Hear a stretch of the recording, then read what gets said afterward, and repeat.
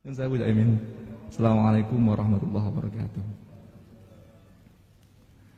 Bismillahirrahmanirrahim. Tsumma kullu qailin la yakunu tadi'an indal qaili bi muqabilihi li hukmihi bima addahu ilaihi istihaduhu alladzi la yajuzu ta'addihi.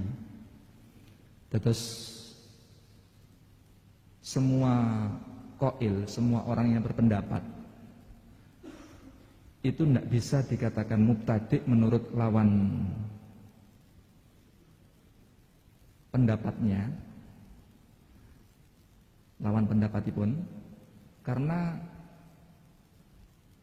qail itu yang dimaksud dengan qail di sini adalah mustahid, itu bisa mendapatkan hukum itu berdasarkan istihad, yang istihad itu sendiri tidak boleh disalahi.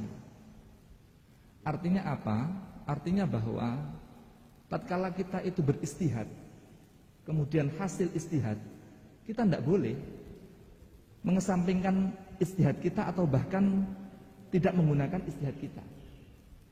Jadi konsekuensi daripada sebuah istihad adalah kita harus mengamalkannya, menggunakannya. Jadi mboten saged dibid'ahaken kalih lawan politiknya, tidak bisa. Mboten pareng, ngoten.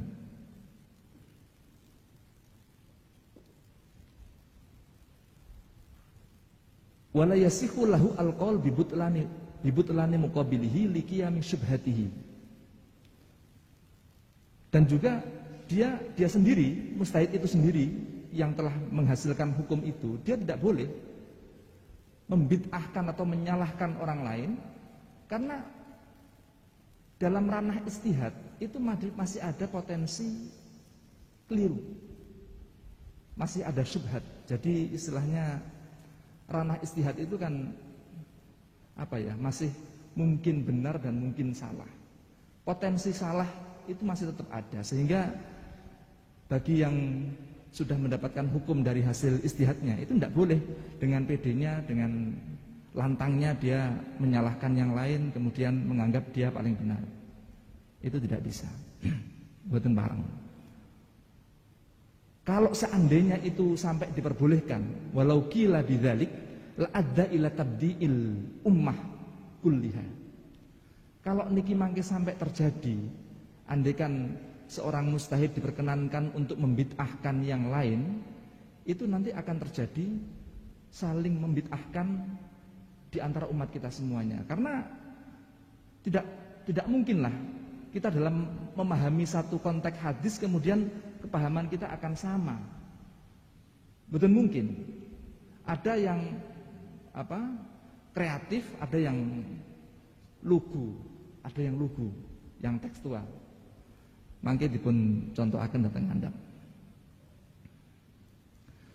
Waqad urifa anna hukmallahi ta'ala fi mustahidil furu' ma addahu ilaihi istihaduhu sawa'un kana al-musibu wahidun au muta'addidun. Dan sudah maklum bagi kita di dalam mustahidil furu' bahwa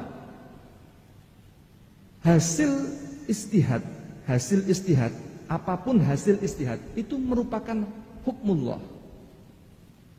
Merupakan hukmullah. Terus andaikan ada 4 orang istihad kemudian menghasilkan istihad yang berbeda, ingat bahwa hukum yang berbeda itu semuanya merupakan putusan Allah atau hukum Allah. Jadi kita harus menghormati itu. Itu adalah sudah dinyatakan merupakan hukum yang didasari oleh istihad. Jadi merupakan hukumnya Allah. Apapun bentuknya ya harus kita hormati. Baik kita berpendapat yang benar itu satu ataupun lebih dari itu. Yang penting tatkala hukum itu kemudian hasil daripada istihad, ingat bahwa apapun hasilnya istihad itu adalah hukumnya Allah. Waqad qala Rasulullah sallallahu alaihi wasallam la yusalliyanna ahadun al-asra illa fi Bani Quraidah. Fa adrakahumul asru fit tariq. Faqala ba'duhum umirna bil ajalah. Wa sallau fit tariq wa qala akharun umirna bis salati hunaka fa akharu. ini ada hadis menarik yang juga disikapi dengan sikap yang sangat menarik juga. Kanjeng Nabi pernah dawuh, la yusalliyanna ahadun al-asra illa fi Bani Quraidah. Kamu semua, karena ini nakirah fi siyakin nafi, jadi ifadahnya adalah umum. Kamu semuanya dalam pergian ini jangan sholat asar kecuali di Bani Quraidah. Dawuh itu dipahami dengan paham yang berbeda karena melihat sahabatnya sendiri, orang yang memahami sendiri. Seperti yang saya katakan tadi, bahwa ada orang itu yang kreatif, ada yang polos. Kados misalkan seperti begini, seperti Cak Imin ngutus anak-anak yang ada di DPP ini. Ayo besok berangkat ke Surabaya, nanti malam berangkat ke Surabaya, besok pagi sarapan di Surabaya. Ya, besok pagi sarapan di Rawon Setan. Ini kalau yang diperintahkan itu kemudian pemikirannya lugu, ya sudah, dia menahan lapar sampai di Surabaya sana, menunggu sarapan di Surabaya. Tapi karena orang yang kreatif, punya pemikiran yang panjang, dia berpikir kersane Cak Imin itu bicara seperti itu bukan dalam rangka untuk ngutus sarapan di sana, tapi bagaimana biar nggak mampir-mampir. Besok pagi harus nyampe di sana. Seperti itu. Ya seperti ini. Konteksnya sama dengan ini. Ini perintah untuk pergi dengan cepat. Menurut sebagian sahabat seperti itu. Kamu jangan sholat kecuali di Bani Quraidah. Ini dipahami, oh berarti ini harus perjalanan cepat. Ada yang memahaminya harus sholat di sana. Nah, bagaimana sikap kanjeng Nabi?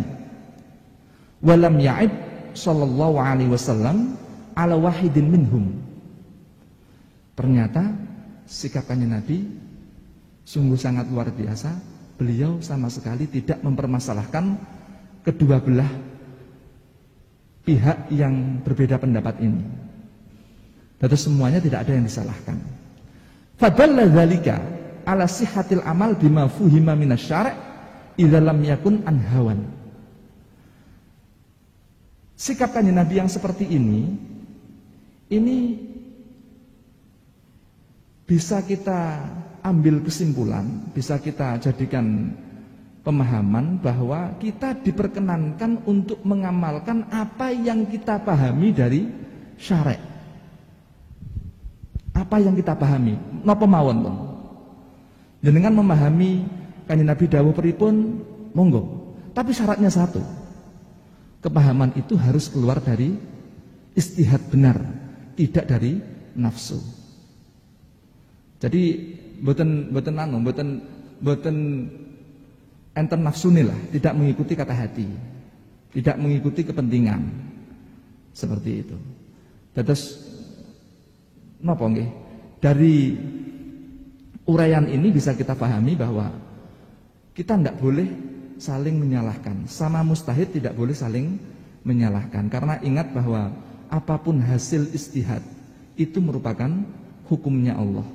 Kalau sudah diputuskan hukumnya Allah, berarti kita harus menghormati dan tidak boleh menyalahkan. Kula kinten niku mawon ingkang saged kula aturaken, monggo kula pangsulaken nanggo sasar malih.